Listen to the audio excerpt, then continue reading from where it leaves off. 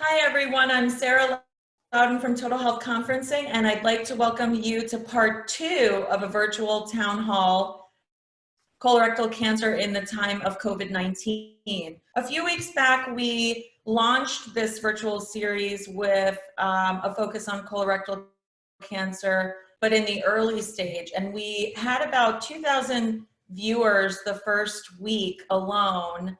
And many of those viewers asked if there would be an opportunity to come back and to talk about colorectal cancer in the metastatic setting.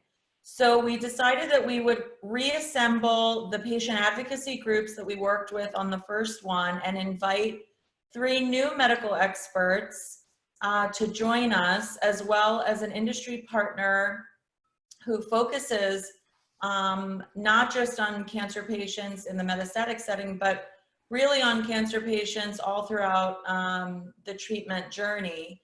And so we're really honored to come back to you with part 2, which will mirror the format that you enjoyed the first time round, but I think will give a lot more context when it comes to patients who had specific questions regarding the metastatic setting. So I'd like to start with just introducing the panel, and then we'll get right into the conversation with advocacy organizations. So our advocacy leaders tonight come from Fight Colorectal Cancer, the Colorectal Cancer Alliance, and Colontown. And when we get into the advocacy session, I will invite them each to introduce themselves and their role. We'll then go on to an interview with medical leaders, and we're happy tonight to have Dr. Ryan Corcoran from Massachusetts General Hospital in Boston, Dr. Dustin Deming from the University of Wisconsin, and Dr. Cathy Eng from Vanderbilt-Ingram Cancer Center. So we've got a nice representation, really across the country. That also was important to us as we did in the first colorectal town hall. And then we will have an interview with an industry resource from Pfizer, and we'll end with really powerful takeaways from our patient, Karen, who not only has her story about, her own journey with colorectal cancer, but a lot of the questions as we were getting prepared for this program tonight, and she was talking about some of the things she was going to share.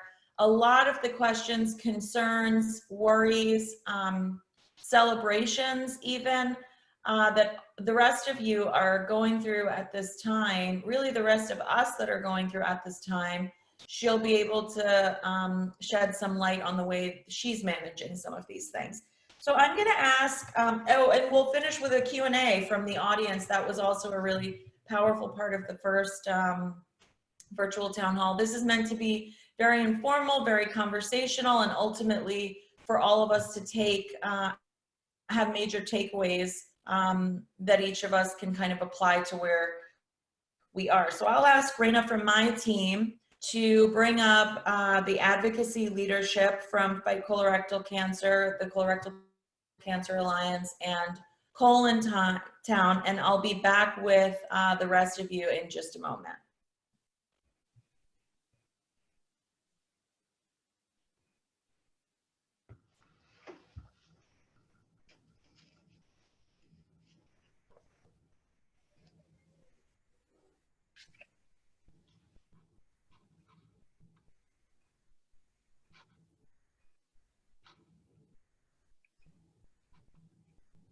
Okay, great.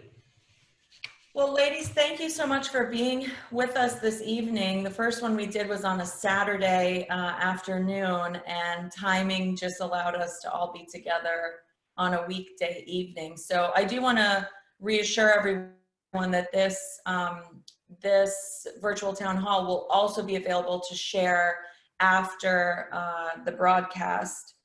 So I'd like to introduce each one of you, and I'll introduce you by name, and then when I get into the first question, I really just want to ask you to tell us a little bit about what you do at each one of these incredible patient advocacy organizations. So I'm going to start with Reese Garcia from Fight Colorectal Cancer, and then we'll go to Marielle McLeod from Colorectal Cancer Alliance, and then Angie George from Colontown. Reese, let's start with you. Tell us a little bit about what you do at Fight. Hi. Oh, there we go. Can you all hear me? Yes. Perfect. Hi, everyone. My name is Reese Garcia, and I'm the Research Advocacy Manager with Fight Colorectal Cancer. I'm based in Denver, Colorado, and have been here for about 3 years now. Part of my job is to oversee our Research Advocacy Training and Support Program, which Karen Whaling is actually a part of. So thank you for having me today. Thank you. Thank you. And Marielle? Ariel, and I am a patient and family support navigator for the Colorectal Cancer Alliance, and I help oversee our financial assistance program as well as our buddy peer-to-peer support program. Wonderful. And Manju? Hi, I'm Angie George. I'm a stage 3B rectal cancer survivor. I'm also the scientific director of Colontown. It's a position that I just took on like recently, and so we are kind of figuring out what all I'm going to do. I've been one of the deputy mayors, and I'm kind of trying to put together educational material for people in Colontown. Wonderful. So, we got to know a lot about each one of your organizations in the first town hall. And what I found probably most interesting that I think, the audience would be interested in knowing as well is you all really represent different areas within colorectal cancer. And you do it differently. You don't only represent different kind of patient subgroups, different policy applications, but the size is different, the mission is different. And I had the pleasure of being on a call yesterday with probably almost a dozen colorectal cancer patient advocacy groups. The power that each one of you bring to what you bring to the audience is incredible. And I want, at the end of this time that we spend together, I want patients to know they're not alone.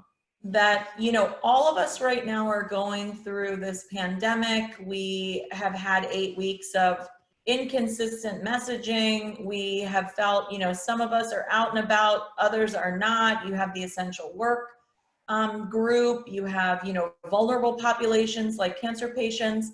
And there hasn't necessarily been unified messaging and messaging that has uplifted really a global population to say, we may all be social distancing, we may all be quarantined, but we are by no means alone. And I want each one of you maybe to talk a little bit about how you have designed or developed your programs to evolve with that message, that even though we can't touch and feel each other the way we used to, we're still just as powerful as a team as we were before. Reese, I'm going to start with you with Fight, and maybe you can make that application to your role in research. Yes, absolutely. So I think the message that you highlighted is a very important one. And it's one that we're hearing, especially from the medical community as we develop resources for our patients. So one of the things I think that we've really done to make sure that patients know that they're not alone and that they're not going through this without, this whole support system behind them is we've been hosting a series of focus groups to really highlight, as a patient, what are the biggest challenges right now? What are the biggest support systems you have? Where can an advocacy organization like Fight Colorectal Cancer and the other great ones out there really be a support to this community.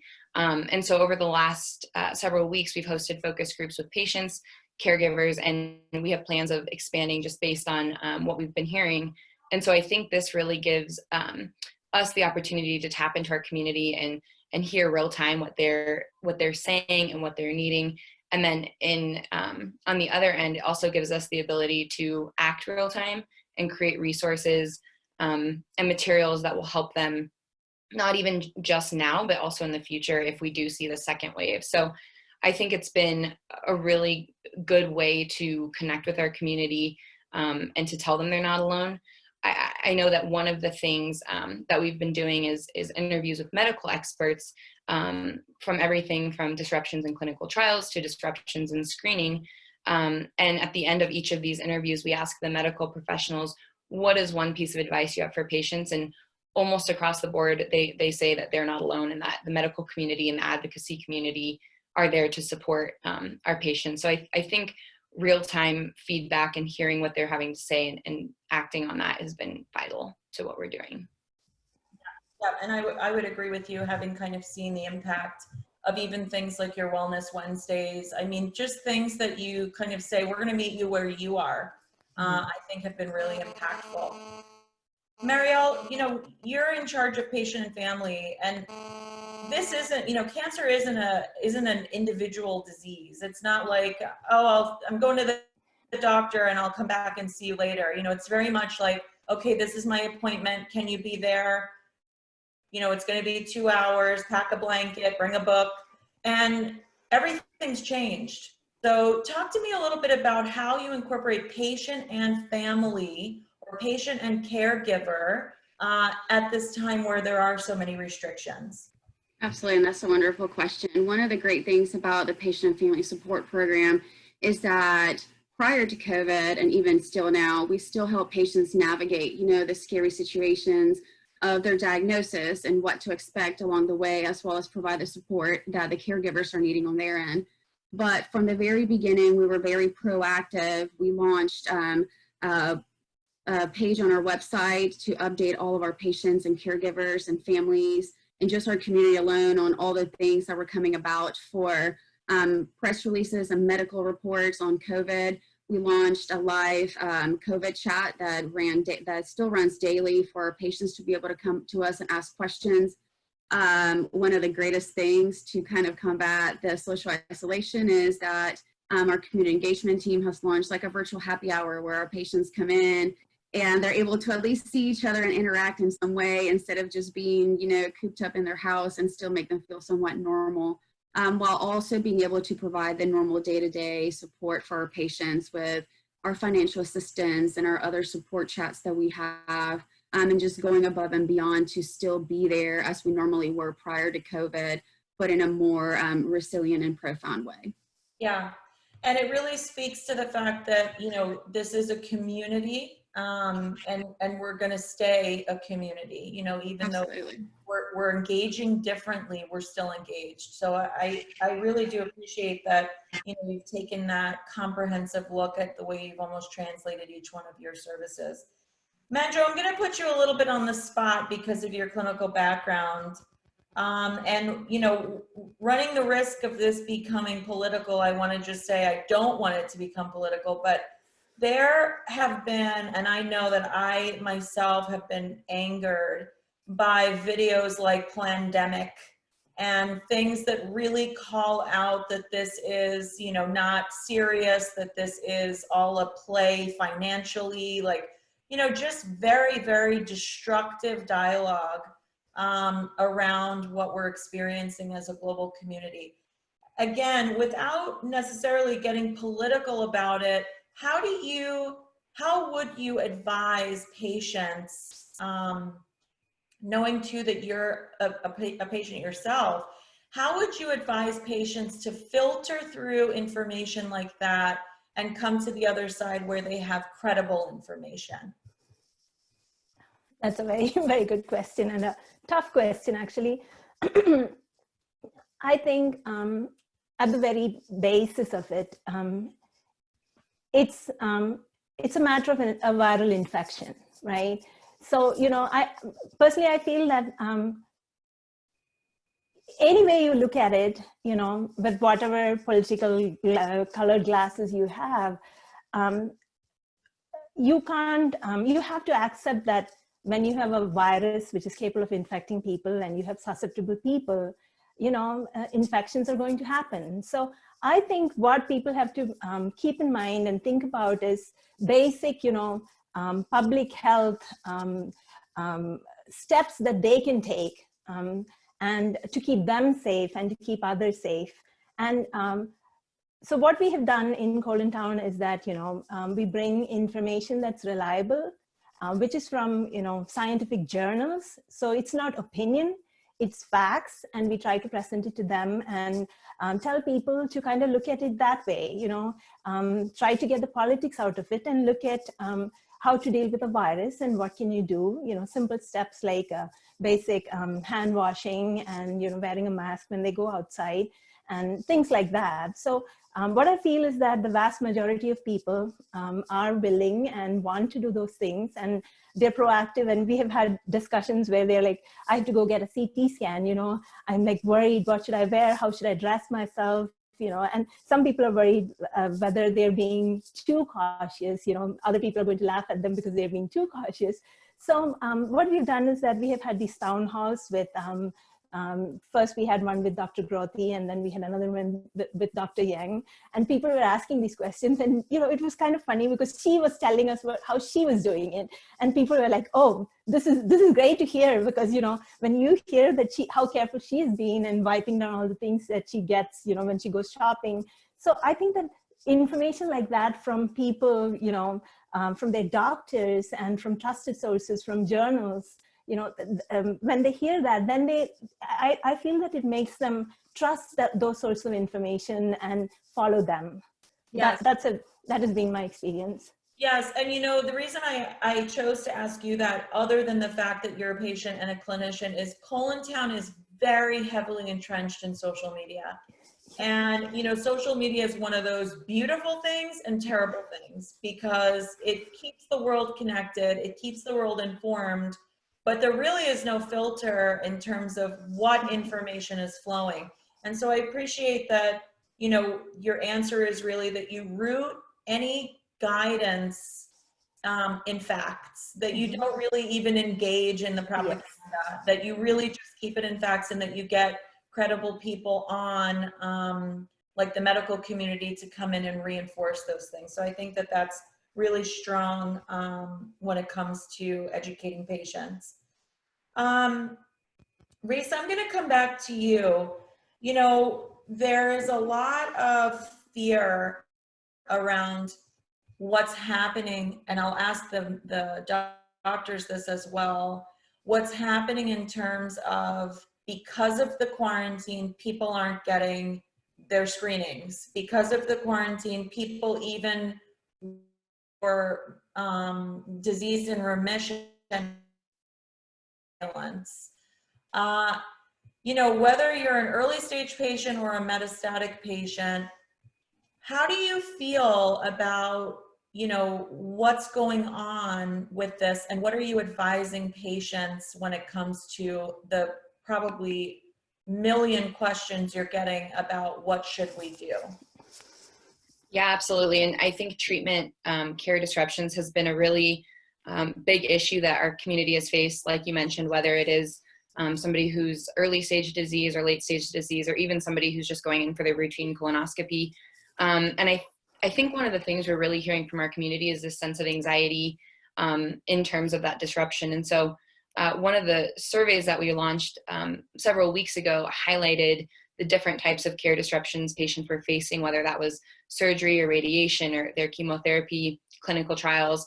And we saw that about 50%, a little under 50% had actually had disruptions.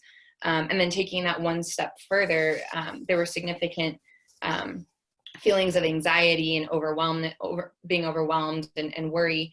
And so I think one of the things that we're really encouraging patients to do is have those conversations with their doctor and see if, the biggest thing that's come out of this is risk versus ratio, and I think a lot of our medical providers have really highlighted that, and obviously can speak much more to that. But having those conversations with your medical provider, again, they're here to help you. They're the ones that are prioritizing your health. And I think just making sure that you have those open conversations in terms of treatment disruptions is really important.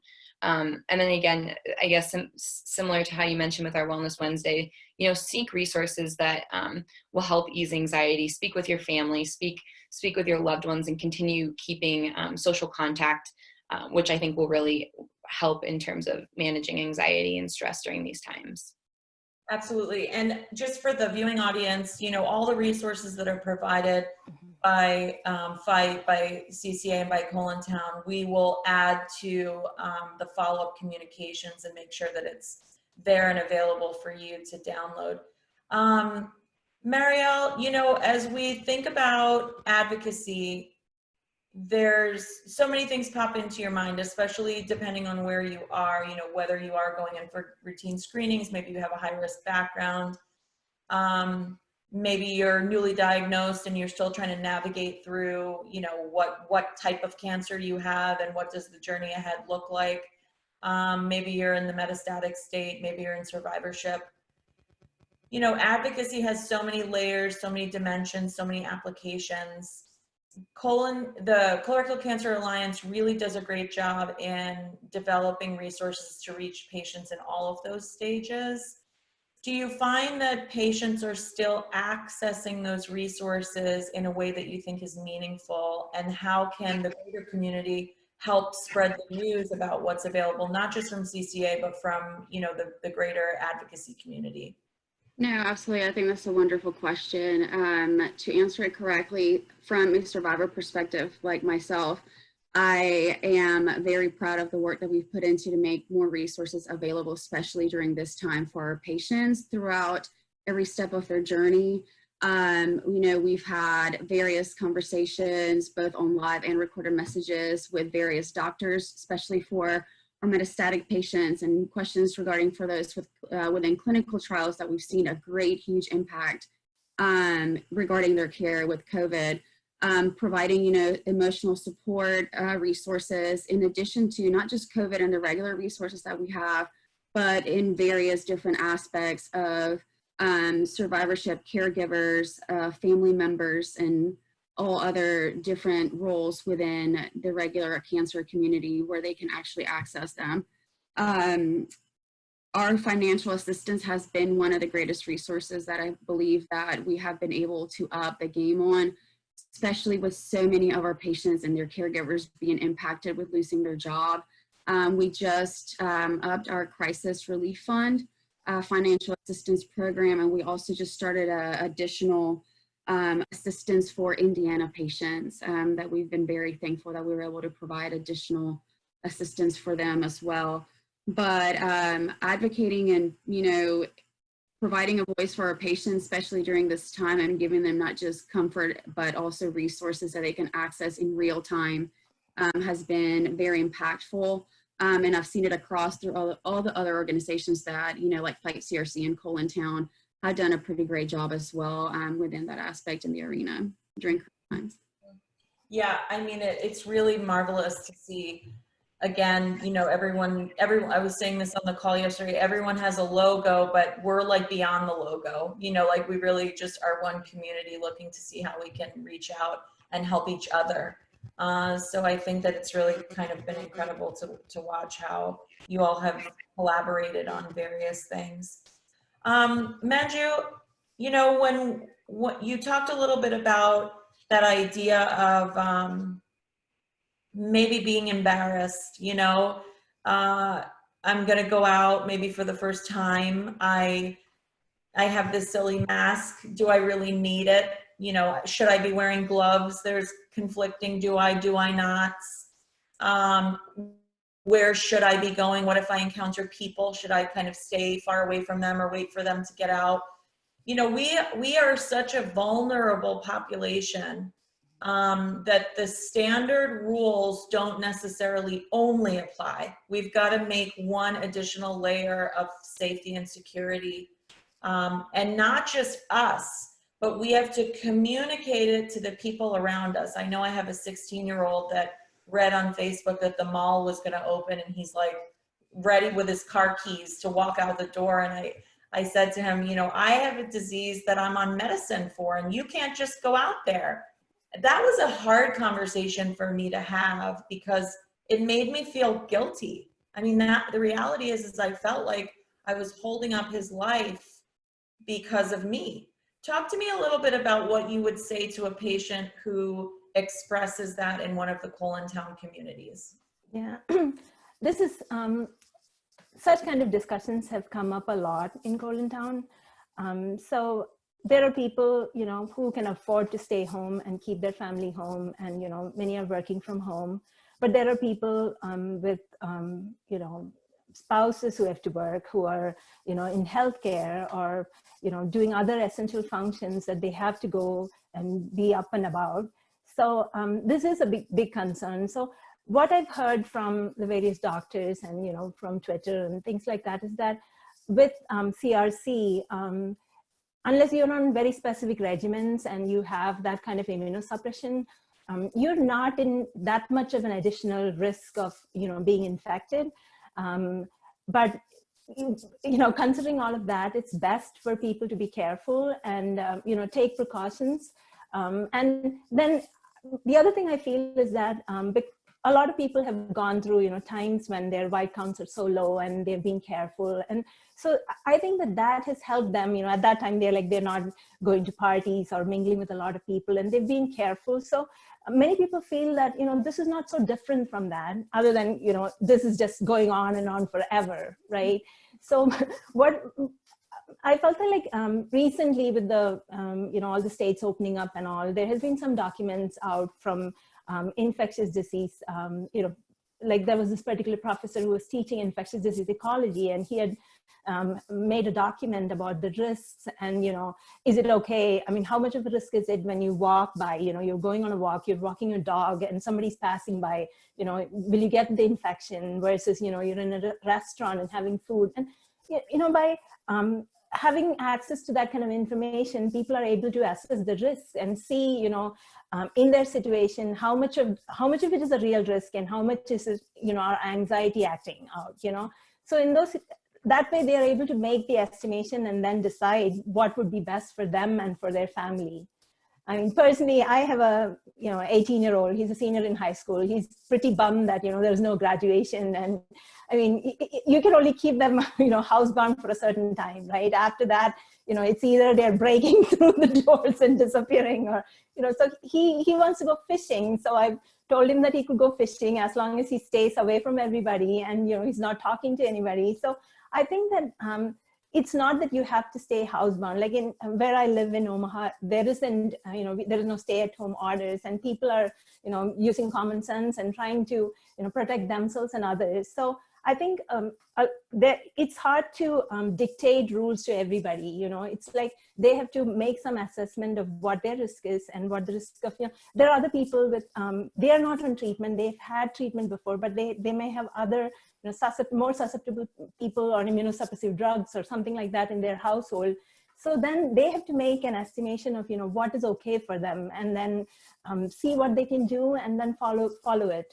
That's kind of the advice that we try to give.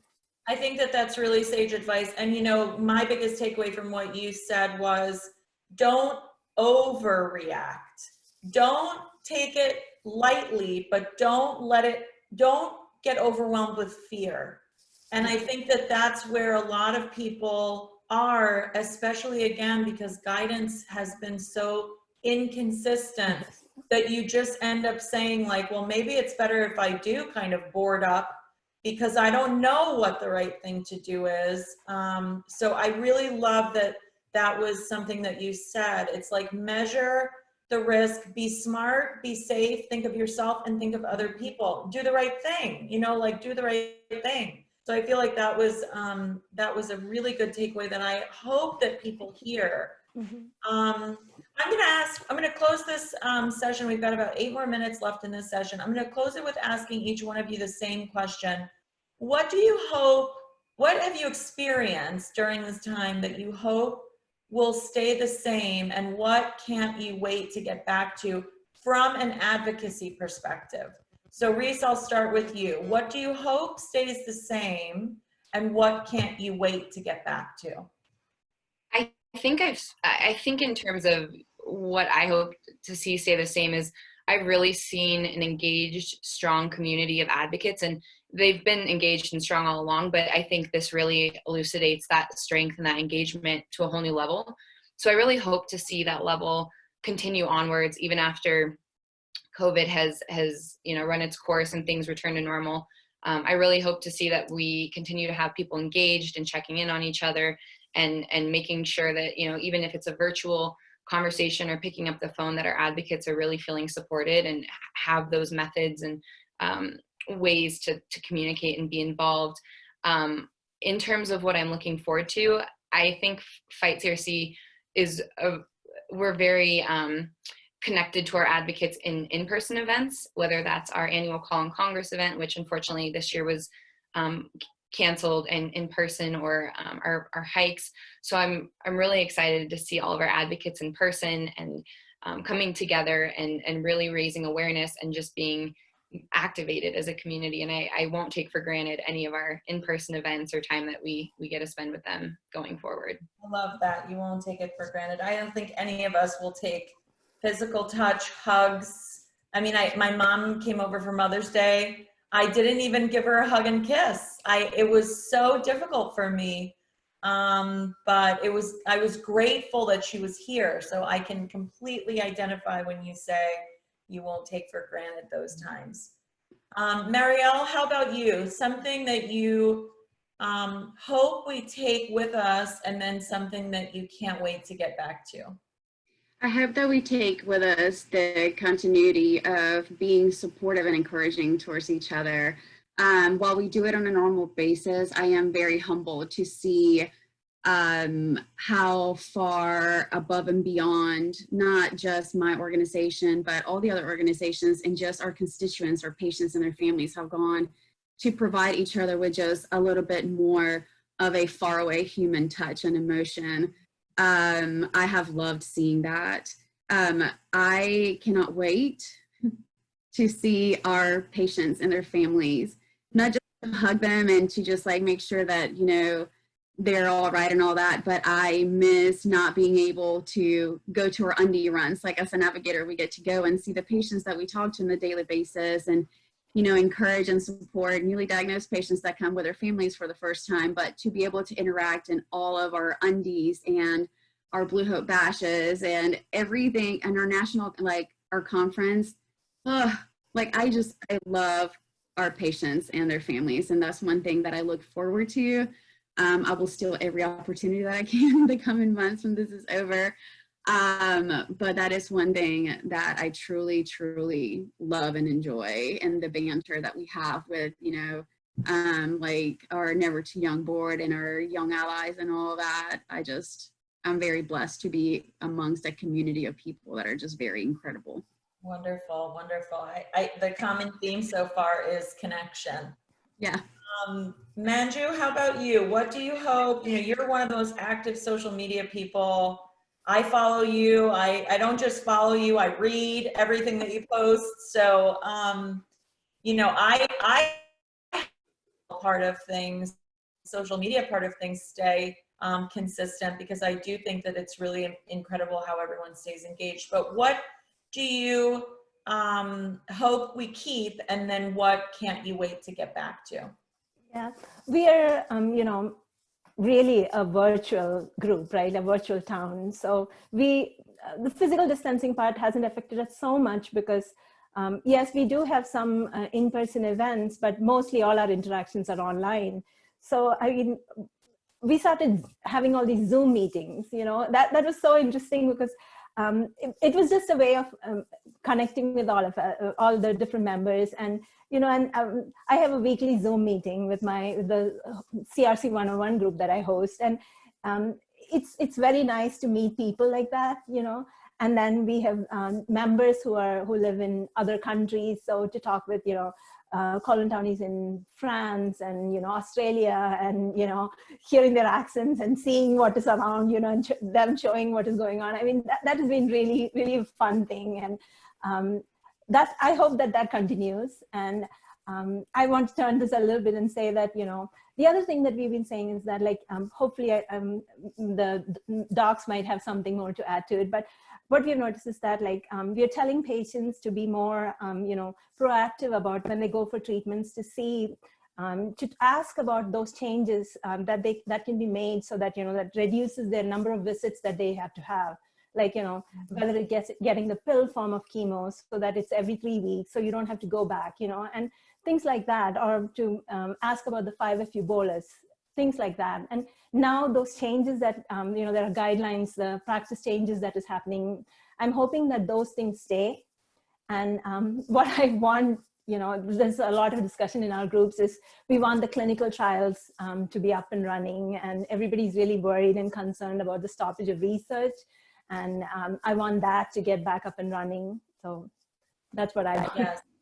No, I think I think, again, you know, everything that you all have said really strikes the common note of connection, and it really strikes the common note of, you know, we're here to support people where they are, to kind of give them a voice when they don't have a voice, to tell them what's coming up because we've walked in their shoes.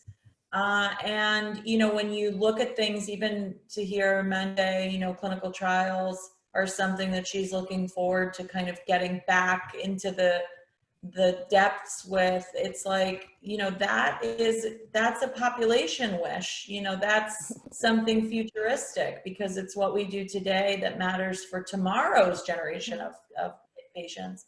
So, you know, again, it strikes that chord of community. Well, ladies, I have loved spending this first 40 minutes with you. When we decided to do these virtual town halls, you know, as a medical education company, our physicians are always our stars. And now we have gotten the pleasure of having the advocates be our stars. And that's something I hope doesn't go away in medical education, having the voice of the patient come first.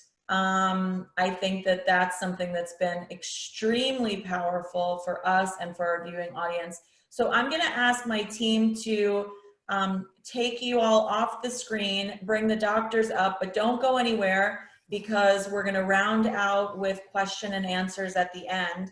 I thank all three of you again for sharing your hearts with us about what you do with your organizations.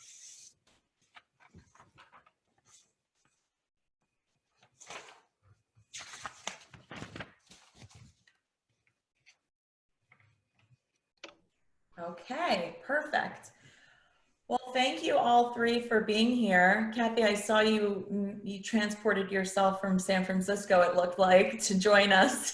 I was trying to get the background that Dusty has, but I can't figure it out.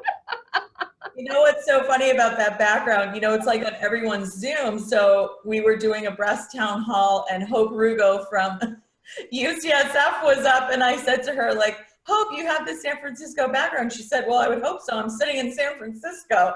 So it was the first time that it was applicable for it to be behind someone. But thank you all for being with us. I'm going to just quickly reintroduce all of you ladies first. We have Dr. Cathy Eng from Vanderbilt.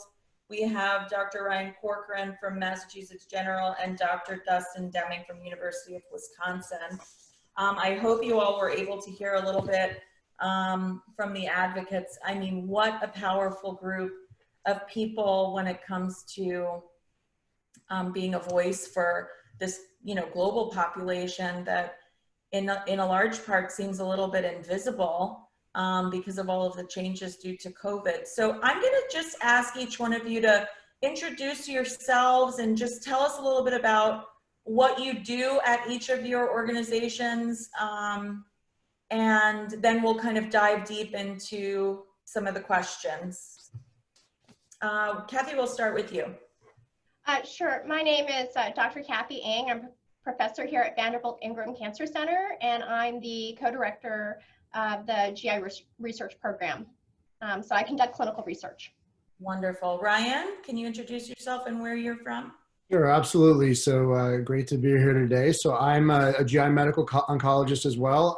I direct the GI Cancer Center at the MGH Cancer Center, and I also am the scientific director of our phase 1 experimental therapeutics program. And about half my time I run a lab that focuses on developing novel therapeutics for GI cancers with a focus on colorectal cancer. Wonderful, thank you. And Dustin, introduce yourself and where you're from. Hi, I'm Dustin Deming. I'm a GI medical oncologist at the University of Wisconsin, where I have a practice that sees primarily colorectal cancer patients. I also run a lab looking at new treatment strategies for colorectal cancer and clinical trial program. Additionally, I myself am a rectal cancer survivor, so really enjoy working with our advocacy groups as well. Thanks. Fantastic. So, I mean, it would be crazy not to kind of start with COVID. That's the life that all of us are living right now. Certainly, hopefully not the life that we'll be living for a great deal of time. But Dr. Eng, I'm going to ask you, you know, the country has experienced, the world has experienced this disease differently. And you think about, you know, people in the hot spots, Italy, Wuhan, New York, you know, really the Northeast, and then these spikes and spots all around. And then you've got, you know, other places that haven't had significant numbers of cases that have kind of affected clinical care as a standard. Talk to me a little bit about your institution, what you've been seeing, and some of the changes you've made because of this virus. Gosh, that's quite a bit. What we've done here at Vanderbilt-Ingram Cancer Center, obviously, was impacted by what was occurring worldwide. And I would have to say that our mayor and our leadership for the institution was very proactive about collaborating together to try to reduce the incidence of COVID here in Nashville. As you all know, Nashville is a big hotspot for tourism. And so basically the mayor was very proactive about shutting down a lot of the very busy businesses, including restaurants and bars in the area that were very commonly occupied on a fairly regular basis. The institution itself was very proactive. We started leadership meetings with stepwise processes depending upon how the numbers would add up in Nashville. And we wanted to be overly prepared, in all fairness. And I think it worked out for all the best. Unfortunately, as you had mentioned earlier with your discussion with the advocates, we did close our research labs temporarily. This week was our first stepwise approach to reopening them. Our clinical trials were temporarily suspended for a little over a month due to the pandemic. We also just reopened about half of our clinical trials, and moving on to the next tier. We just reinitiated that about a week ago. As many of the other hospitals, we did not allow any visitors with any of our inpatients to be on the safe side. Everybody is required to wear a mask when entering the hospital. Temperatures are to be taken when entering the hospital, limited entrances as well. And in clinic, we are only allowing one patient to come with one family member or visitor. And obviously the social distancing. And I think as many of the other individuals will say here, Dusty and Ryan, we also have been working from home on non-clinic days.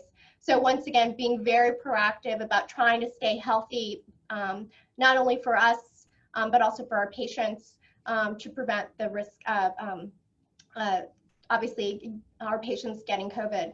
Yes, yes.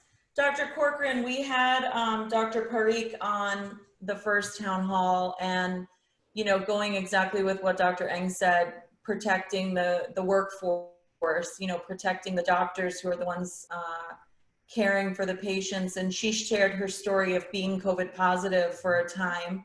And then all the changes that she had to kind of go through, both from a family perspective and from a clinic perspective.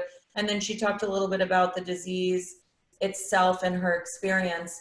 You know, Boston has been part of that Northeast center where things have been touched more significantly than, let's say, here in South Florida. Do you find that Mass General did a lot of the same things Dr. Eng mentioned, and were there any things that you found that you learned worked significantly that you have kept going? Yeah, so as you said, the situation in Massachusetts and in Boston, you know, it still is pretty serious. I mean, we fortunately peaked about 2 to 3 weeks ago and are seeing a very steady decline in hospital numbers and statewide numbers. But you know, things got pretty severe, and I think the hospital and the cancer center did a great job of really anticipating and preparing for the worst. As Dr. Eng said, it's really hard to know when things are ramping up quickly, really in the matter of 2 or 3 weeks, how bad it's going to get. And so we really had to balance kind of the fact that, listen, we take care of patients with cancer. This is a big problem. It's a very serious thing. We can't just forget about that and focus on COVID. And so balancing kind of preparing for this onslaught versus kind of maintaining cancer care, and as much as possible even some of the research components like life-altering clinical trials that are really some of the only and best options. So we actually were able to continue clinical trial enrollment really through the worst of it. Certainly the enrollment went down, and we really selected what we thought were clinical trials that provided kind of options that didn't exist for patients. But at the same time, I'd say over half of our workforce was pulled into the hospital. So we had attendings. Our chief of oncology was working essentially in a responding clinician, or like an intern role in a COVID unit, 4 days on, 4 days off. We had people working in the ICUs.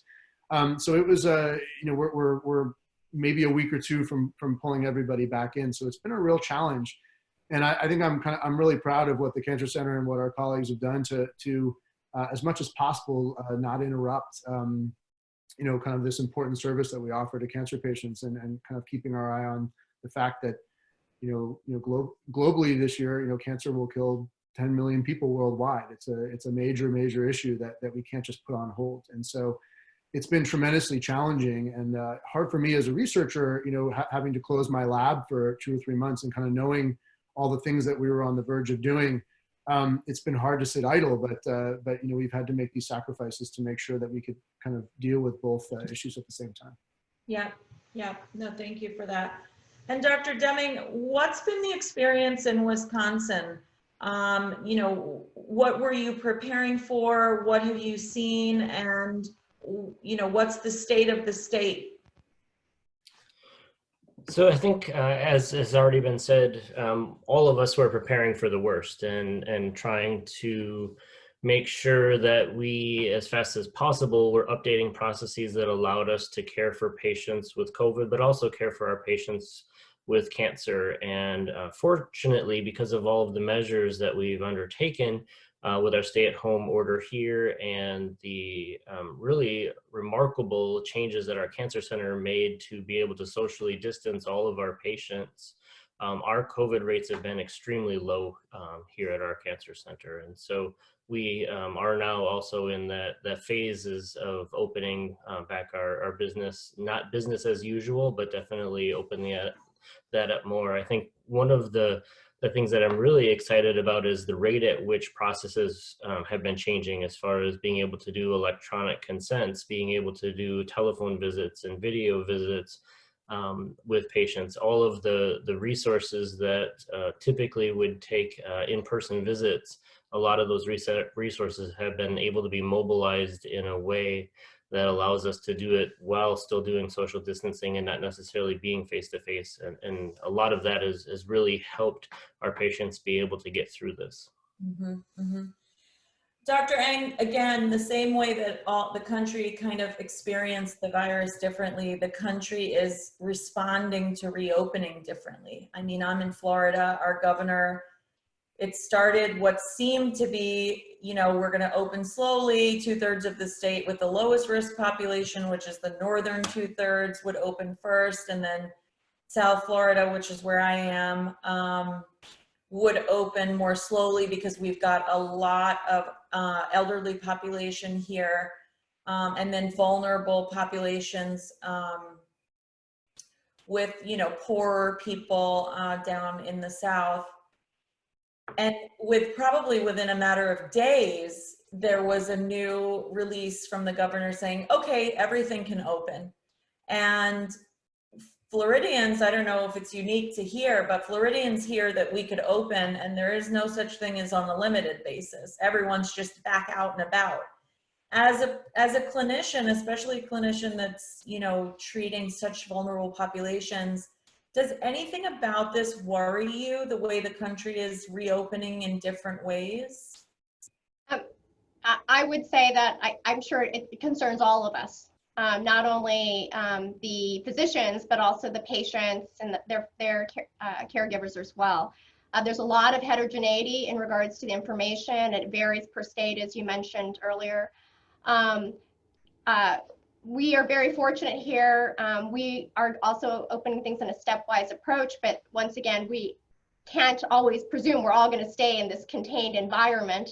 And at some point, people will start crossing state lines and other, there will be additional exposure. I think we are all concerned about the potential resurgence.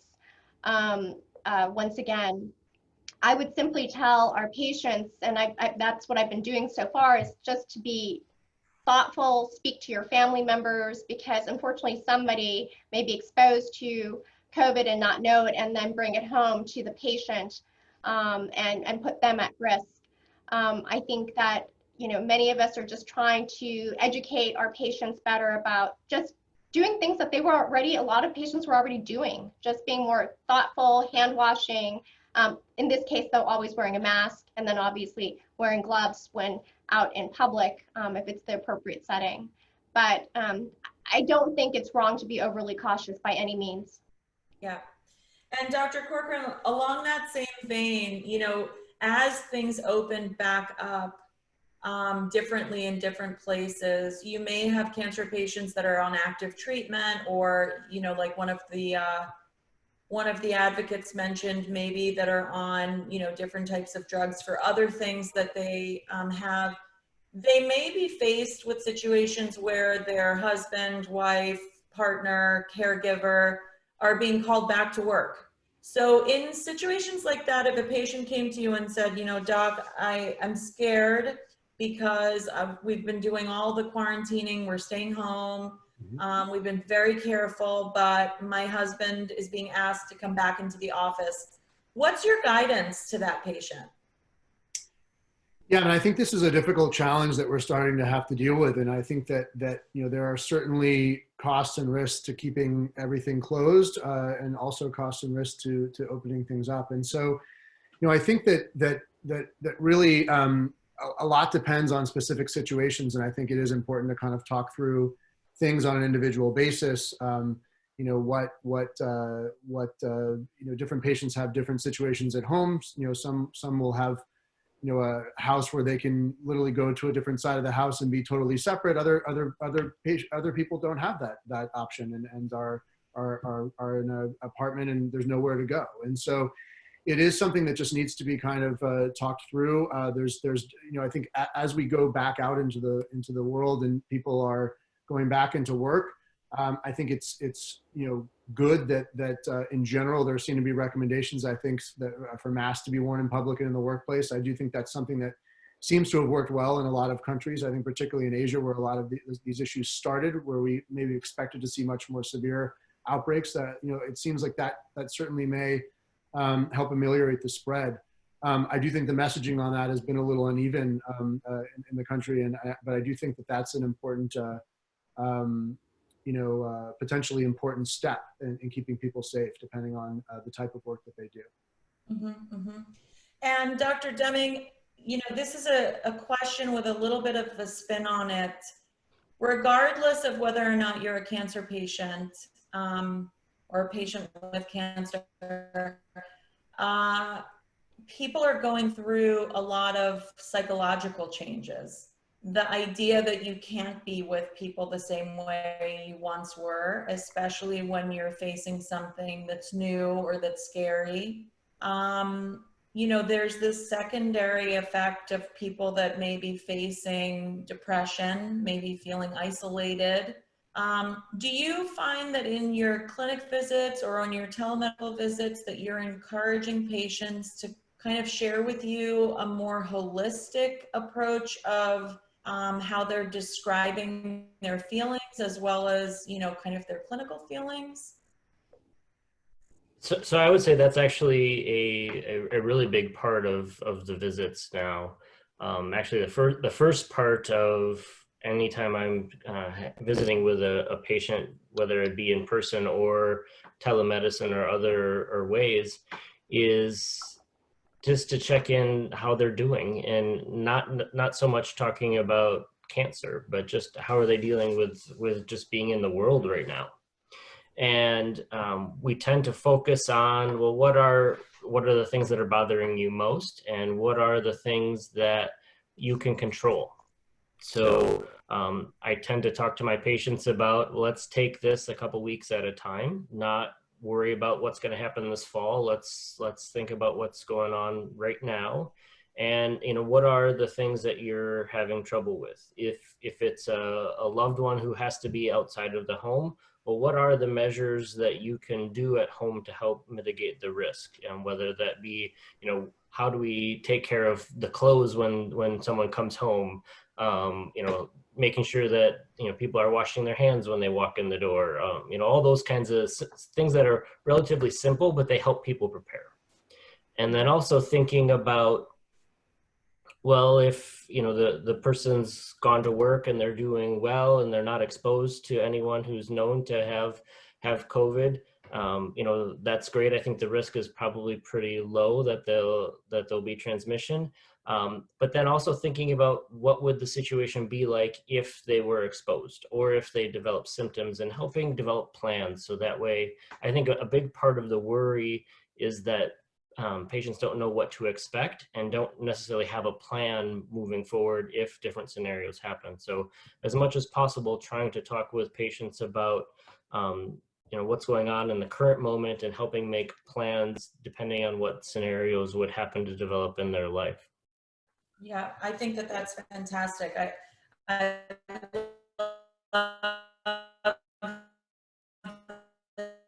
that's the approach. Be a patient or a practitioner, you know, that connection, whether it be virtual or in person, is so important.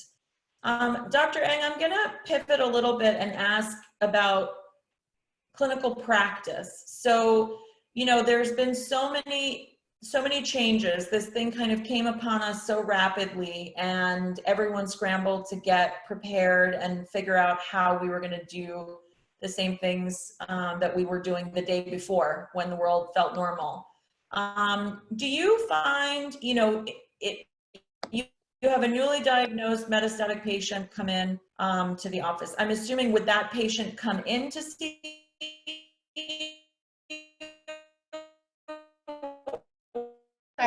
or would you Sorry, I lost you for a little bit. doing their first visit by telehealth? Maybe I should ask that question first. So I just want to repeat the question, because I think your network connection went off a little bit. So did you say, how are we addressing a newly diagnosed metastatic colorectal cancer patient, and can it be done via telehealth? Yes. Okay. So telehealth has been interesting. I'm not sure how it's been for Dusty and Brian, but as you can guess, it varies per state and whether or not it's approved. We actually had the roll up for telemedicine a little bit earlier. We were planning to do it anyways, and then this kind of happened, and so we expedited the whole process. I have a lot of patients from out of state, as well as I'm sure both Dr. Deming and Corcoran as well. And what I found was that even though there was a waiver for most of the states at some point to allow us to provide care to our patients, obviously we have to get approval from our leadership, because obviously there are liability issues, etc. But then I also noticed that certain states wouldn't necessarily want a new patient to be seen unless it was a returning patient. I thought it was kind of interesting. This actually happened to me recently, but I actually have conducted telehealth visits for new patients. Ideally, of course, I would love to see the patient. I think nothing can really take away from that experience, from physically examining the patient, talking to the patient up front, really getting a grasp of what they're dealing with, and the extent of their disease, and obviously looking at their images there, you know, conducted at your own institution is always advantageous. But in this setting, yes, we have adapted. I have done those visits with patients, and I think it makes the patient obviously feel very comfortable and confident that even though COVID has happened, and unfortunately we're having to deal with this pandemic, we are still able to address their cancer and to help with their needs and kind of give them a plan and some guidance as to what can be done with their local physician to help address their cancer.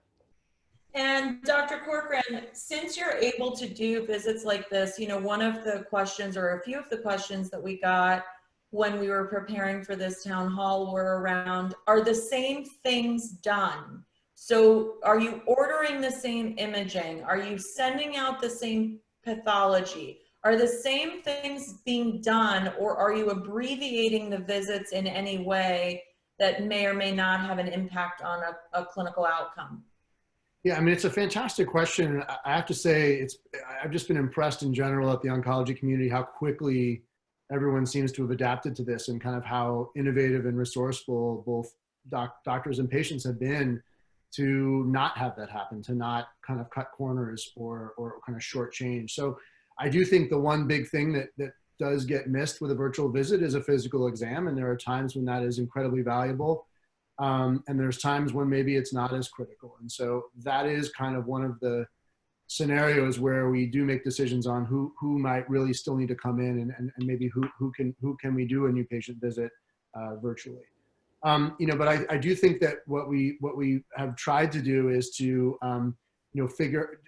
make sure we're not cutting corners, to say, okay, if we need certain lab tests done, we'll either have to have that patient come in. They don't have to physically see us and sit in the waiting room waiting for us, but they can come directly in after having visited us virtually, go right to infusion and have their labs done there. Or maybe it's best for them to have their labs done locally before they come in, so that we can look at them together and save them the trip of coming to infusion if that lab is a critical value. So, I think that there's been a lot of really valuable creativity that's gone into this.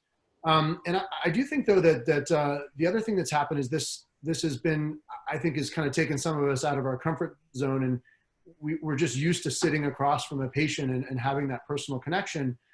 But I think as we've gotten used to it and see how it works, it also creates kind of a really interesting opportunity. And the fact that we can really potentially use what we've learned here and really open up access to care much more broadly and more rapidly to people around the country.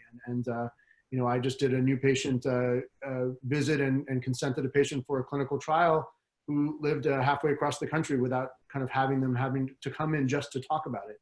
And then, we're making all the preparations and arranging for it. So I do think that what we've learned here, really could have some advantages, and we may come out of this a stronger community and really, really kind of having learned how we can really use kind of some of the amazing advances in technology to make care for cancer patients more accessible and more broad-based.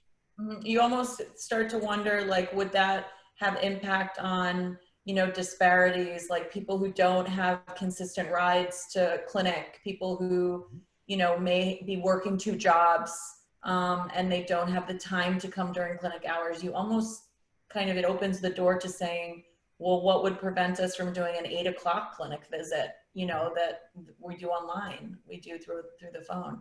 Yeah. So I think that it definitely does open up a lot more good questions that we can find, solve some problems with. And Dr. Deming, just kind of for the education of the listening audience, we had Dr. Hal Burstein on from Dana-Farber on the breast cancer virtual town hall, where he was talking about, he had patients that said, well, I was supposed to get surgery first and then radiation therapy and then chemotherapy. And he said, and I want to know if it applies kind of similarly in colorectal cancer, he said, it's like thinking about a multiple course meal where you have, appetizer, dinner, and dessert. You're still going to get the full meal, but you may have dessert first, followed by the appetizer, followed by the dinner. Does that apply in colorectal cancer? Would it be that there could be someone that the treatment plan is out of order, but to Dr. Corcoran's point, that you're still going to get full treatment, so not to worry about a compromise of care? So we thought a lot about that for colorectal cancer, and had our institution surged, there were things that we were thinking about potentially doing to modify treatment regimens to make them safer and allow patients to still, as you're saying, complete all of the therapies that's intended, but maybe do it in a somewhat modified either order or fashion. Thankfully, we didn't have the surge that was seen in other places, and so we were able to keep our patients, especially our patients who are being treated with curative intent, on our typical standard treatment paradigms. Mm-hmm, mm-hmm. Dr. Eng, has that been your experience too, or would you say that there would be that opportunity to kind of mix around the various modes of therapy?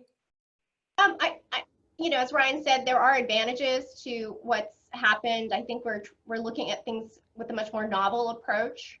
And I think what I think Manju mentioned earlier is that, you know, the fact that now bolus 5-FU is not offered to patients because it results in increased myelosuppression, which I think a lot of us were already removing anyways as part of the treatment regimen for our metastatic patients. But because of this, it really mandated that needed to be done. So I think it was opportunities to kind of get rid of some of the older approaches to what we were used to be providing. And then a lot of us were already doing some things off the cuff anyways that we knew would result in reduced myelosuppression. And now they're much more the standard of care at our institution.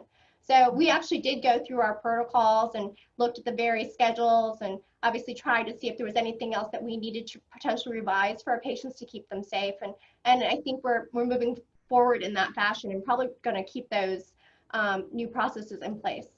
Mm-hmm. And Dr. Corcoran, you know, we're talking about changes in therapy, and there's been, you know, so much talk about the administration of therapy. You know, do you need to come in to the office? Can you do oral therapies, et cetera? You know, there are cost considerations behind that I think people don't necessarily have front of mind, that when the patient ultimately gets their bill or something, it's kind of like, well, wait, this was supposed to be an equivalent, but it's, you know, very much different from a cost perspective. You know, we've got to be thinking about financial toxicities with all of these things as well. And one of the questions that we had between the last town hall and this one is, you know, everything from comprehensive genomic profiling, NGS testing, you know, surveillance testing, all of these different things that all come with a cost, the changes in, you know, IV therapies versus oral. Do you look at those things and say, you know, we're doing the best for the patient with what we have, and so we've got to make these decisions? Have there been changes in the way you order pathology, the way you order therapeutics? Yeah, I would say that for most patients, those decisions don't always lead to you know, an unexpected cost for the patient, but there are situations where that happens. And you know, I think, you know, this comes up sometimes with, you know, either out of state or out of country patients who are coming in where these types of things really do matter, or kind of where we get a test done or where we get order a test matters. And then if it happens one place, it gets covered, and if it happens another place, it doesn't. And so, you know, these are things that have kind of become, you know, more, you know, can kind of become more of an issue now. And I think that, you know, we are looking into, you know, I think it's really important to keep in mind as we pursue some of these more innovative options. I mean, there's kind of a push now toward even some, for certain things that are amenable to this, home infusion. And, you know, there's been a nice push, you know, for ordering certain blood tests where, you know, if you're sending out a genomic test or you know, a cell-free DNA test, where a lot of the companies who do that have actually provided home you know, home phlebotomy services, which has been an incredibly great and useful thing. You know, those are things that could have, you know, things like that could have unanticipated costs. And I think we do need to keep an eye on that as we kind of adapt and try these things, and make sure that, you know, in our efforts to help patients and to make things more convenient, that we aren't gonna land someone with a kind of a surprise, you know, financial you know, problem. Yeah. Yeah. One thing that I found, you know, really moving is the way advocacy groups and industry have rallied around increasing or not increasing is the right word, but making wider their patient access programs. So that, you know, when they, if it's, for instance, we're coming up with an interview with Pfizer, you know, if it's considerations with financial programs where it helps with co-pays and things like that. I really have found it very moving that, you know, everyone's just come together.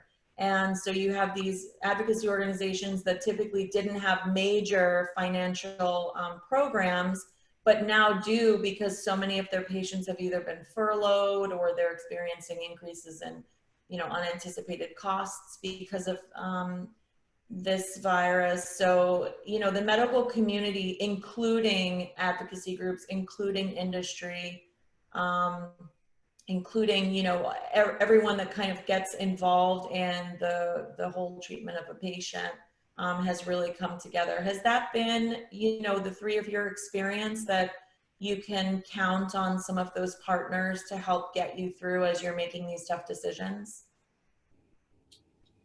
Yeah, I think so. I mean, I think that's one thing that's, you know, sometimes in the toughest times, you really see the best sides of people. And I think that, you know, really, I think top to bottom, from, you know, caregivers to patients and their families to, you know, pharma and biotech partners to diagnostic companies to advocacy groups, everyone's really stepped up and done what they can. And that's, I think, been, yes, very moving. I agree. And also really been helpful and kind of reminds us, you know, that we're all on the same team here. And I think that's incredibly important. Well, I closed the session with the advocacy groups asking this question, and I'll do the same for you. And, you know, I'd like you to think about it from your clinic experience. What do you hope stays and what can't you wait to get back to? Dr. Eng, I'm going to start with you. So what, I'm sorry, what do I hope stays and what am I looking forward to? So I actually would like to see telemedicine be accepted as part of our care, especially in the setting for clinical trials, in the setting of phase 3 clinical trials, which include an arm of standard of care. I think that would really help with enrollment. I think it would be a positive thing financially. And I think it would be great if we can allow patients to still receive care under their physician, but also visits with us to make sure that, you know, that they are following the protocol, even though they are on a standard arm. What I'm looking forward to, I honestly am looking forward to getting back to ramping up our clinical research again, because I just arrived at this institution less than a year ago, and I have a new job, and I'm trying to accomplish many objectives. And so this pandemic obviously has put a little bit of a hurdle into what I was originally trying to achieve. So I have a little bit of delay, and I'm anxious to move forward and finish some of the objectives I want to accomplish. Yes. Dr. Deming, what do you hope stays and what can't you wait to get back to? So what I hope stays is actually the pace at which process improvement is happening. So I think all of the processes that were needed to be improved to handle the COVID situation, if we can continue improving our clinical trial processes or other processes along that same nature in that same way, I think that will be really fantastic. What I look forward to getting back to, similar to Dr. Eng, is the research. I've got about 20 lab members that are all itching to get back into the lab and excited to get more clinical trial options available for our patients. Before I go to Dr. Corcoran, do you think that because of the feeling of, you know, having taken for granted research, you know, that's such terrible numbers, adult clinical trials in cancer, it's like 3 to 5% of adults go on trial. Do you think that there'll be a renewed passion that fuels getting more patients on trial after this? I don't think it was ever a passion issue. I think there's a lot of logistics that go into why that number was so low, but I don't think there was ever a lack of passion for our patients in wanting clinical trials. But that is definitely fueled, and I think we all feel the sense of urgency in getting our clinical trials back to the way they were running. Yeah, and maybe like you said, some of the process improvements that have been made, even in the clinical trial space, will stay, where you're not doing all these unnecessary visits and things like that. So, and you can do electronic signatures instead of big binders. Those things hopefully will come. And then Dr. Corcoran, I'll end with you. What do you hope stays, and what can't you wait to get back to? So I can't wait to getting back to sitting in the room with a patient again, shaking their hand, giving them a hug. That's I don't know how long it's going to take till we get to do that, or even if we get in the room, if we're going to have that same kind of contact. But there really is that personal element of oncology that I think has really suffered in this, and that's certainly something I can't wait to get back to.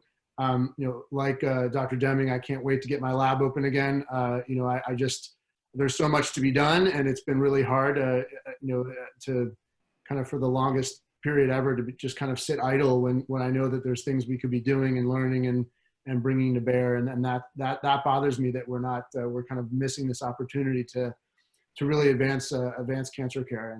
And it looks like, fortunately, we're going to be able to get back to that in a week or two. And then one of my hopes stays, I do think that again, out of this real kind of hardship and necessity, there's been some really positive developments. And I think we've looked at kind of the ways that we've always done things and realized that, some of those things don't always make sense. And, so I think that, virtual visits, while I certainly, in many cases, I miss that personal touch, there are sometimes when the virtual visit, it makes a ton of sense, I think, particularly for access. And just recently, we're working with some of the advocacy groups who are actually on this conference right now to find patients with specific molecular features for trials all over the country, and to actually have a more kind of intimate personal visit with them to talk through why it's not. It beats kind of an email exchange to that precedes an in-person visit. I think that the ability to kind of really reach people without kind of these geographic boundaries is a really positive development. The ability to consent people remotely and not have that be an issue is a positive development. And so I hope we really kind of continue to see what worked well in this process and make that perhaps a permanent addition to the way we take care of patients. Yeah, no, I think all of you have very valid and great points in all that you've said. So I'm going to transition now. I'm going to ask Raina to transition the team. I want to thank the medical experts. Don't go anywhere. We're going to have a Q&A at the end, and we're going to get to hear from Karen, our patient too, which I think will provide some insight. Thank you again for your time with us as we transition to Dr. Andrew Koop, the medical lead from Pfizer. Dr. Koop, thank you so much for being with us tonight. Thank you for all that you're doing as an organization. When we decided to do this virtual town hall, we started thinking about who matters in terms of providing a voice. And we thought, obviously, number one, getting patient advocates to kind of speak their stories, share their resources, getting medical experts to give credible and valuable information on, what has changed during COVID and how they're treating patients.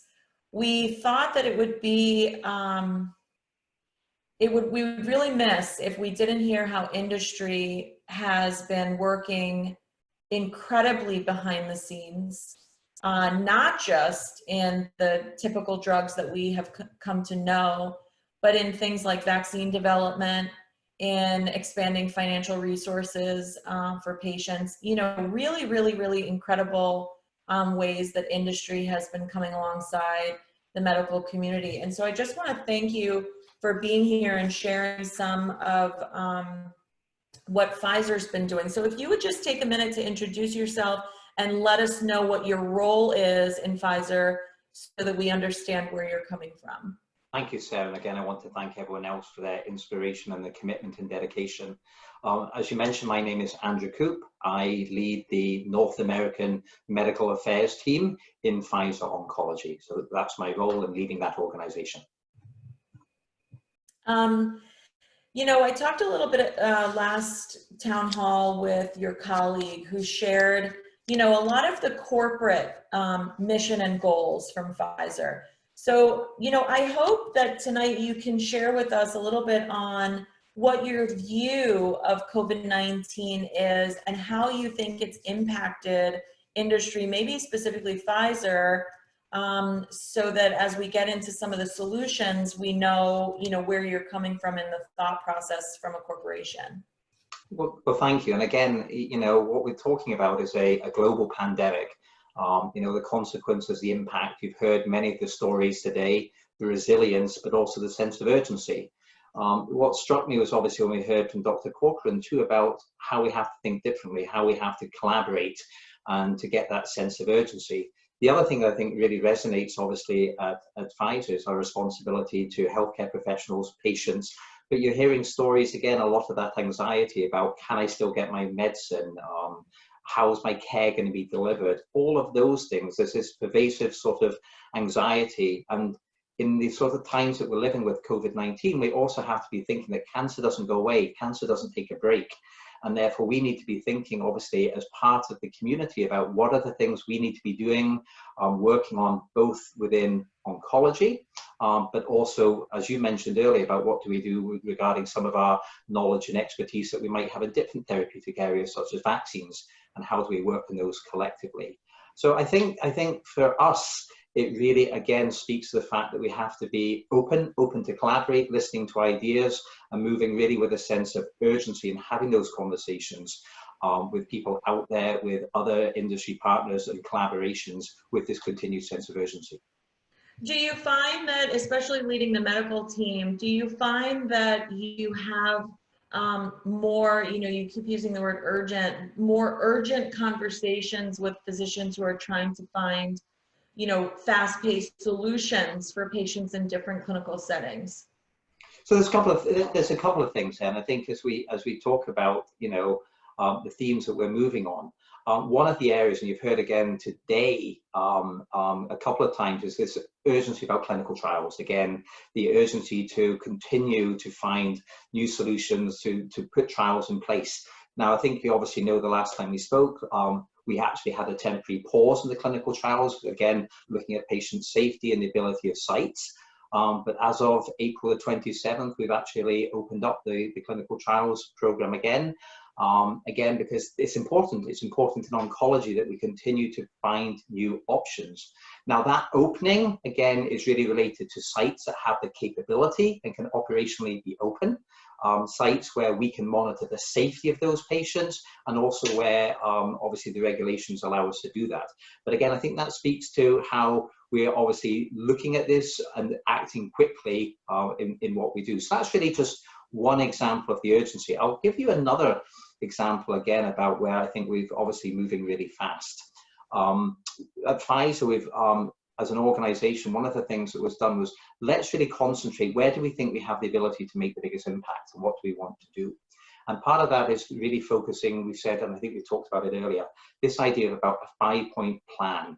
And again, you know, we're spending a lot of time talking about oncology. I'll come back and talk a little bit about what we're doing in oncology.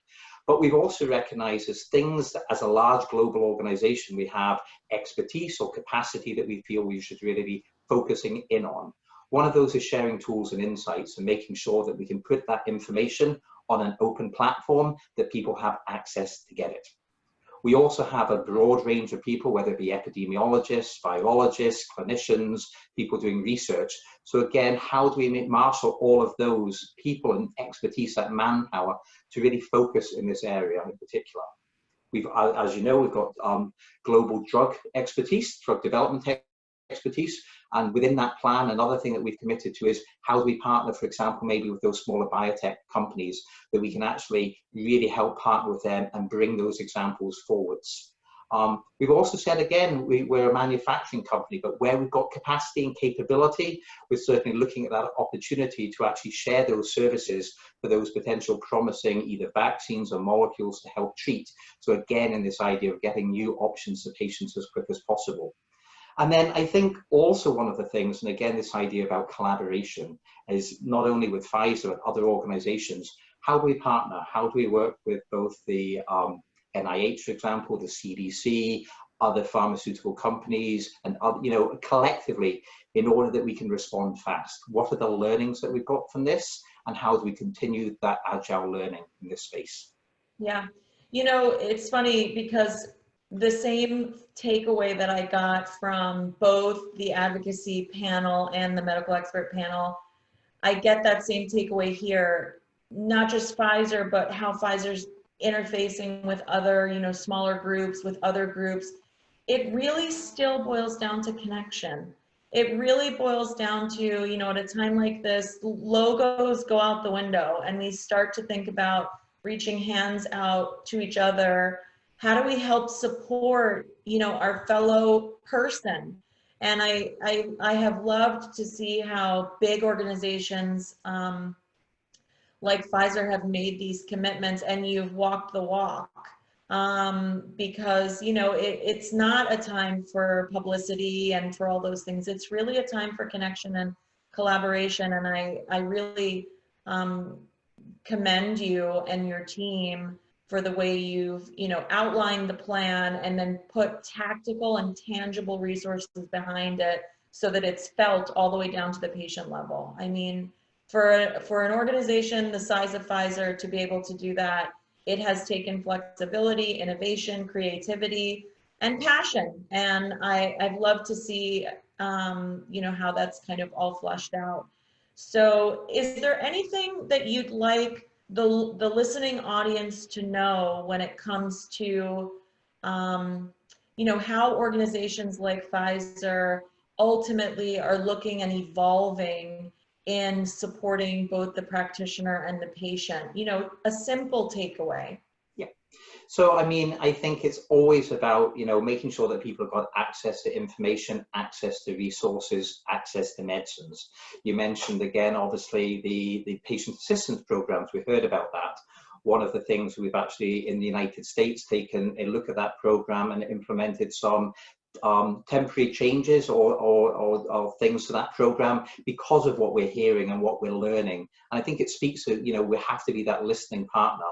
So we've made some changes there.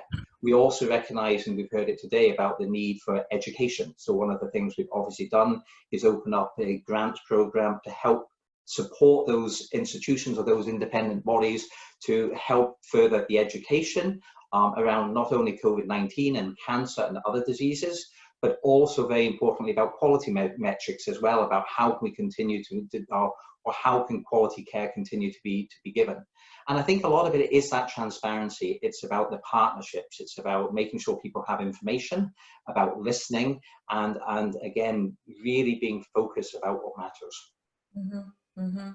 It does matter, Andrew. I mean, I can't tell you, these town halls have had overwhelming response. We have thousands of patients that sign on to watch. People are tired of the news cycle. People are tired of being home alone, of feeling isolated. And, this has been something that I can honestly say has probably been the most impactful. And I thank Pfizer for joining us to share some of the things that you all have been doing.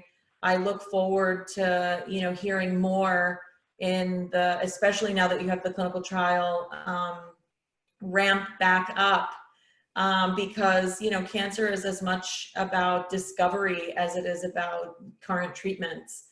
So it's really encouraging to know that, you've taken the step to start opening up in a responsible way. So I thank you for your time with us. And I'm going to ask Raina to bring up Karen. Andrew, don't go anywhere. We're going to have a Q&A at the end. I'm sure that there are people with questions. And as Raina brings up Karen, so, we have found that one of the strongest parts of our virtual town halls is the very end, hearing the patient testimony and then opening up to Q&A. It connects again to the idea that we're not alone, and that whether or not we're strangers in this time, we're all connected by something. So Karen, I thank you so much for being here with us. I'd like to ask you to give us kind of just a brief overview of of your journey. So maybe walk us through a little, and then I've got a few questions for you, just kind of practical questions. Okay. Well, I'm Karen Whaling. I live in Colorado. Which is now opening up one with every other state. I am right now primarily active as a patient and a research advocate, and I work with all three of the groups that you interviewed today. I've been working for years with them. My story starts 9 years ago. I was working as a physical therapist, and I was diagnosed with stage 4 rectal cancer. I had the usual treatments, radiation, chemo. I was able to be in a clinical trial because I have a rare BRAF mutation. And at the time, they had medications for melanoma BRAF mutations that were working well. Well, it didn't work for me. After a couple of months, my tumors were growing. So I went through a year of treatment, mostly chemo, and then I had surgery. And after the surgery, it's been 7.5 years, and I've been NED, no evidence of disease. I have, like most people with chemo treatment, I have a lot of side effects, but I'm here and I'm functional, so I'm happy. Wonderful, wonderful. You know, we've talked a lot about how patients are dealing with this situation, whether they're patients who are on active treatment, immunosuppressed, worried about catching this virus. You know, there's been a lot of worry about if you do catch the virus, you know, you're in the hospital largely alone.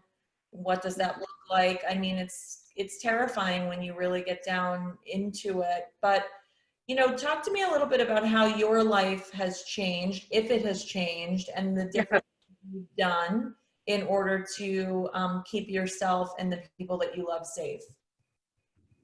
Well, I have several comorbidities, so I'm a high-risk patient. You know, it's been a while since I've had cancer, but I have other medical conditions. And when COVID first came to the United States, it scared me a lot. You talked about not being too scared. I think the first month was just totally being scared. And what do we do? I think, as you said before, the connections make all the difference. I talk to patients online, and they are worried. They're worried if they go in for treatment, are they going to get COVID? And then they're worried, do I have COVID? Well, if I go into the, because of COVID, will I miss my treatment? So I can't imagine the level of anxiety, because it's a high anxiety just having cancer. And adding COVID just makes it that much. Mm-hmm. And do you ever have to go in to follow-up visits? I mean, have you been in clinic since? I'm only seen once a year at this point, and I go in August, and I don't know if my visit will be changed. I have another specialist I see, and that visit was put off 3 months. I was ill in March with not COVID, but a respiratory problem, and I did the televisit. Mm-hmm. And I think for certain things it's really good, and for certain things it's really not good. Yeah, yeah. So I can imagine, you know, you think, I know the doctors and even some of the advocate leaders were saying, you know, when it's convenient, it's good. When it's a quick lab result, you know, when it's right. something that, you know, you're just going to kind of have to go in to check a box, it's really good. But when it's something that you really need that, you know, physical energy, you need that touch, you need the compassion, you need all of those things, then, you know, it can be isolating. And I've even heard that, you know, there's patients where they go in for their physical visit, but because they're alone, which is different from how they're used to going in for chemo or whatever with a mom or a sister or dad, that, you know, everything's different. Do you have any, you know, I know you're involved with advocates groups. Do you share those types of stories? Yeah, you hear that a lot online, and it's very hard. I can't imagine, having gone through chemo and treatments in the hospital, I can't imagine what that must be like to be by yourself. Because there are times where you just need to talk to somebody, or you need to hold somebody's hand, and you can't do that. I have a friend who has cancer, and they let her off at her ride lets her off at the front of the cancer center, and she has to go in by herself. This virus has really turned the world upside down. I mean, you know, as I asked the advocates and the doctors what they hope stays and what they can't wait to get back to, I'll ask you the same. What do you hope stays from this, and what can't you wait to get back to? To me, I've been much more deliberate about communicating and maintaining relationships. I think that would be a great thing. I think the telehealth has its place, and they just need to hone down where that needs to be. I work in Colorado with legislation and the underserved, and getting screens and getting second opinions to people in rural towns is very hard. And I think telehealth would have a place for that. Mm-hmm. So what I really want to get back to is hugs. Yes. And being able to talk to people face to face. Yes, yes. I think that that's all of our hopes. Yeah, right. Karen, thank you so much for sharing your story and your experience. I don't go anywhere. I'm going to ask Raina to bring everybody back on, and we'll go through some Q&A. And as we do that, I just want to say, you know, these town halls have been very powerful. The first one, as I mentioned at the beginning, was one that we focused on early stage disease, and we had Natera on that program, and they, you know, for those early stage patients that may be watching tonight that didn't have the benefit of watching the early one, you know, this company has a product where they send mobile phlebotomists to your home to help with surveillance. Likewise, you know, tonight we have Pfizer on, and they, you know, they focus on a wide array of cancers in all different settings. But, you know, one thing that I have to say again, whether it's the advocacy organizations, the medical community, and the way that they're all collaborating, which is typical for our medical community, but I even think they are doing it on a new level. And then with advocates and how they're collaborating, it's really an incredible thing to see how people are coming together. I don't think it's unique to cancer. I don't even think it's unique to medicine. I think that, you know, industries all over are finding new ways to engage, to innovate, to support. And it, you know, it does renew your hope in humanity and in the fact that, you know, love always wins, that kindness does matter. And when you're watching the things on TV, it's almost like a different reality, because a lot of what they're talking about is scary, but a lot of what we're experiencing is lovely.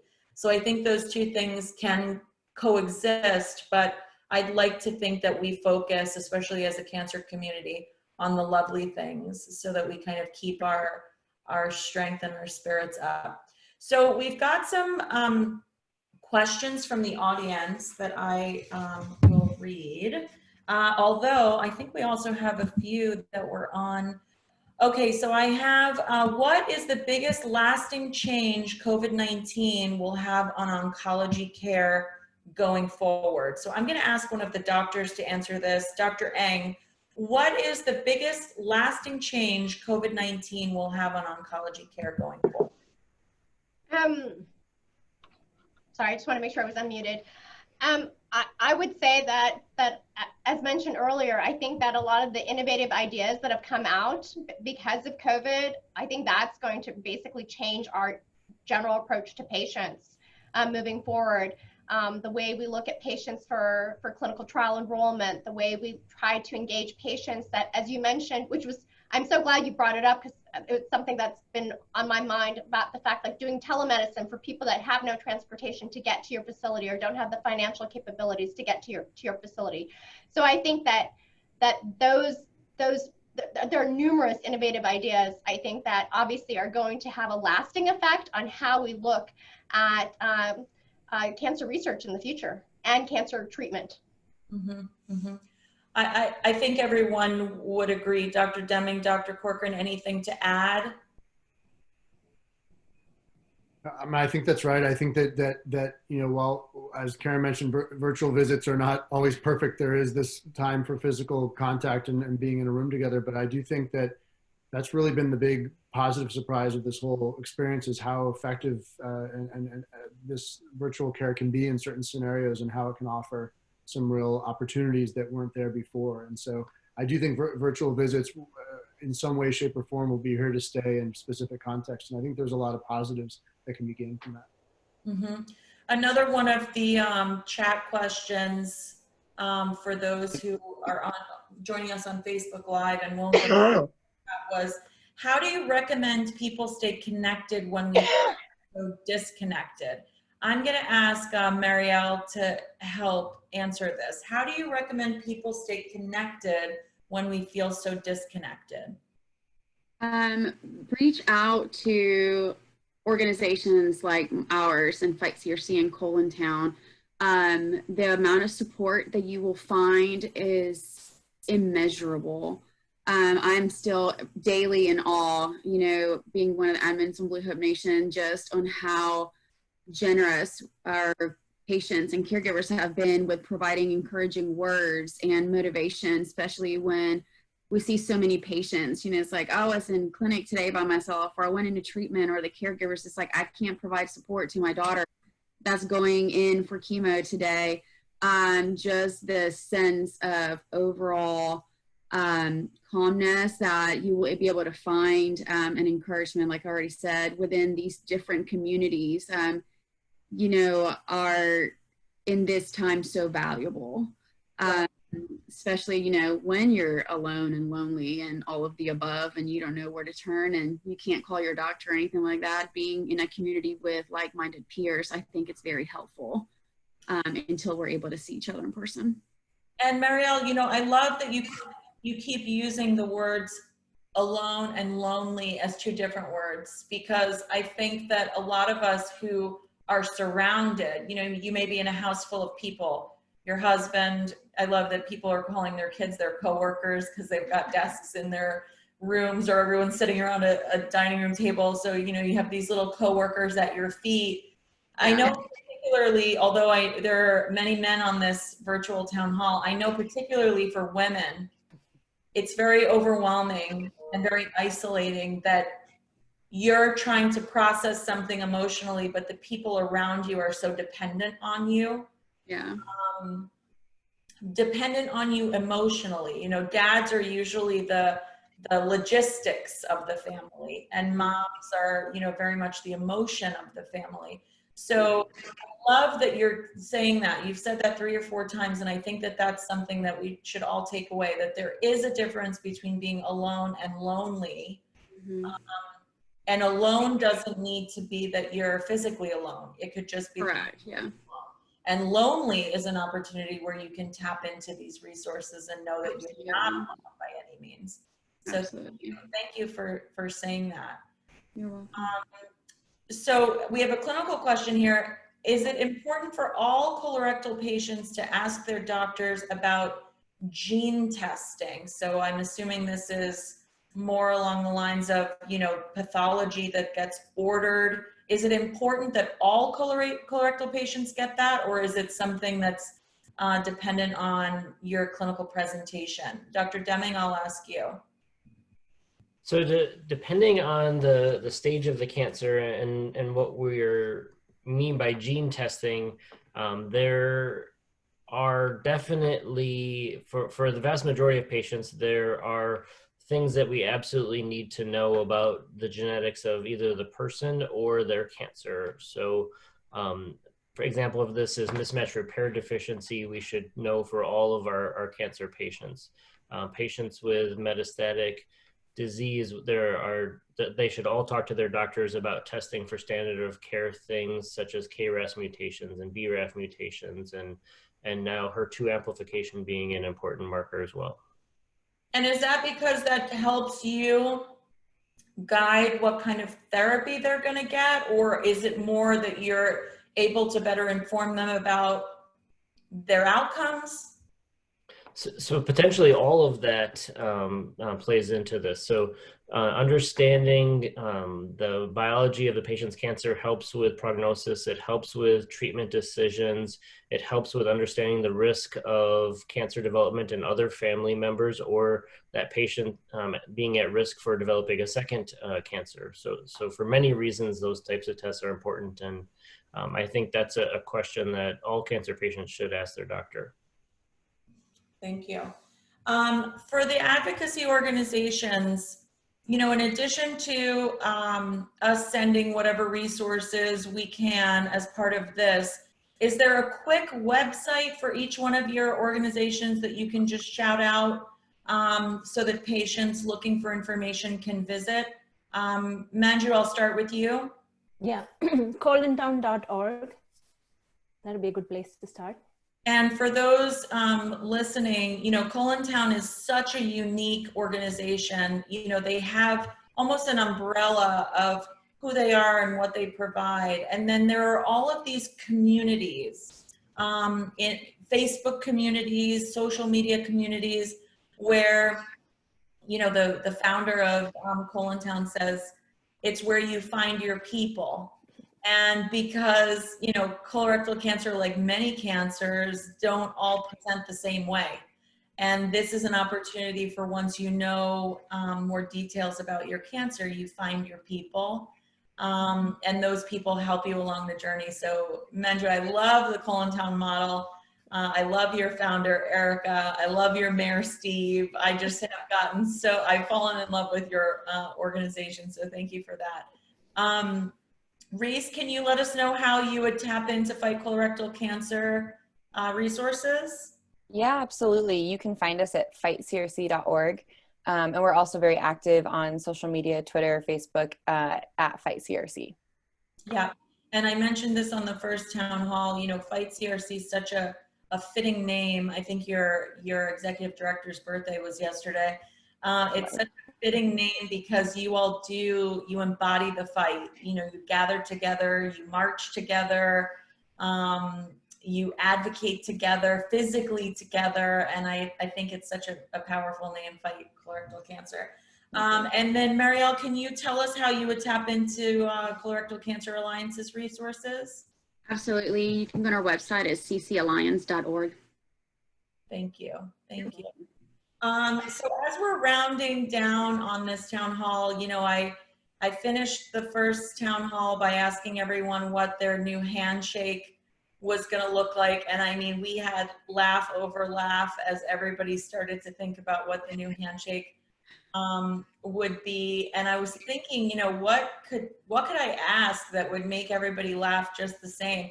So I'm actually going to ask each one of you what your most embarrassing talent actually is, so that we get to see a little bit behind the person on the screen. Singing, it could be that you force feed your children frozen dinners.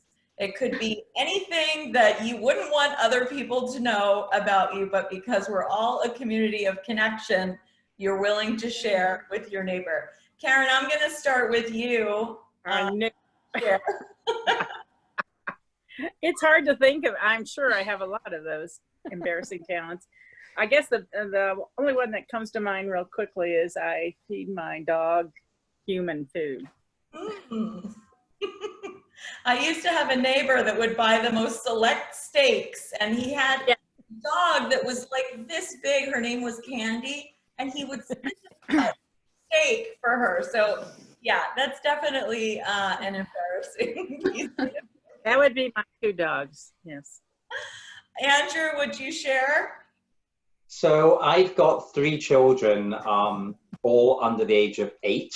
And I think my best talent, I like to cook, and none of them have figured out that the homemade meatballs are packed full of spinach. They just think it's meat. They have not figured it out. So that's probably my key talent. So you're scamming your kids to eat vegetables. I'm being selective with the truth with them. Yes. Got it. Got it. Dr. Eng? Oh, God. Talent. Gosh. I'm actually a very good dancer. Oh, very good. A certain kind of dance? Was it ballet, salsa? No, I used to do ballet for years, and then I was captain of our pom line, and I won best dancer in junior high, and so just. We can expect some Cathy Eng TikToks coming. I enjoy dancing. Well, I'm going to make sure we try to set that up for you, Doc. Yeah, that's okay.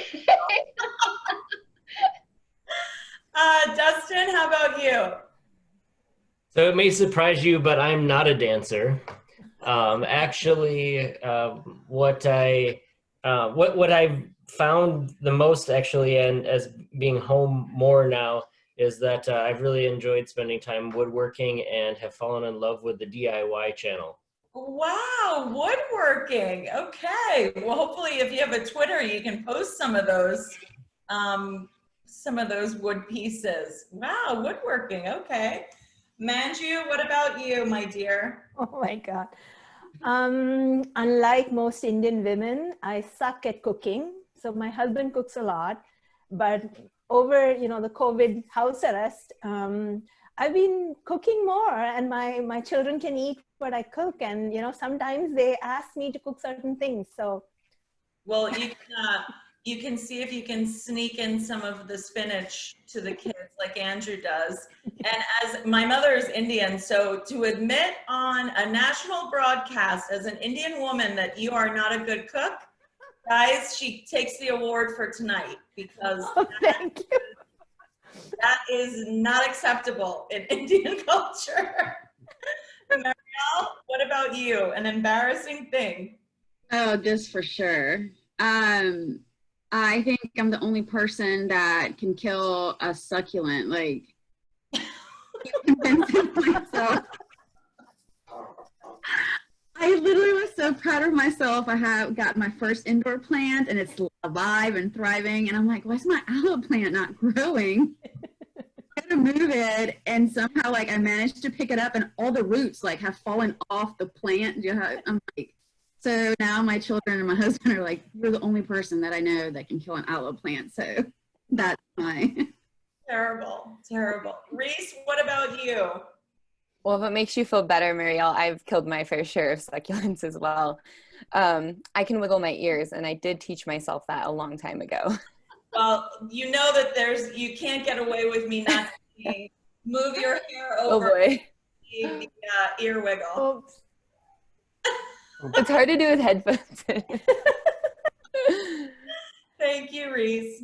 Ryan, how about you? Something embarrassing. I almost thought you were going to forget about me and I was going to get away. But so I would say, much like Manju, I'm a terrible cook. Unlike Dr. Eng, I'm a terrible dancer. And like Dr. Koop, I have 3 small children, 3 small boys as well. And one of my, unexpected talents that's arisen over the last few weeks of quarantine is, my sons and I may have a future as treehouse builders. We've managed to get, I'm looking at my window at it right now, we've managed to get the thing almost half built without injuring anybody yet. So we'll see how that goes. That's amazing. You know what I would love to see? A collaboration where Dustin makes a miniature version of your treehouse to hang, maybe to be a mailbox for your treehouse. Actually, I could use the help of someone over the age of 9 to lift some of the heavy things. So I could use Dusty's help in a little more than just that. Well, all of you, every time I finish one of these, I feel like I'm so honored to have gone through them with you. It matters to people that we're doing this. I know that it's an evening out of your time, and your time right now is, you want to rest and you want to be with your family. I can tell you that this will matter to the people that watch it. It has mattered to thousands and thousands of patients.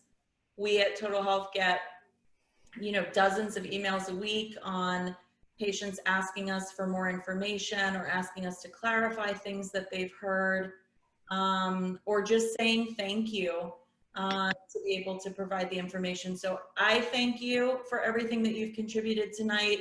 I look forward to a time where I am, you know, marching with Fight Colorectal Cancer alongside the Alliance, alongside the Colon Townies, with all of the doctors around, marching for patients like Karen, and definitely being supported by really, really incredible organizations like Pfizer and like Natera, who sponsored our first one as well. So I thank you all for your contributions tonight. I pray for your safety, for your families, wherever and wherever the world brings you. And I look forward to a time where we're doing this in person. So thank you again for all of your contributions, and have a wonderful night. Thank you. Y'all have a great night. Thank you.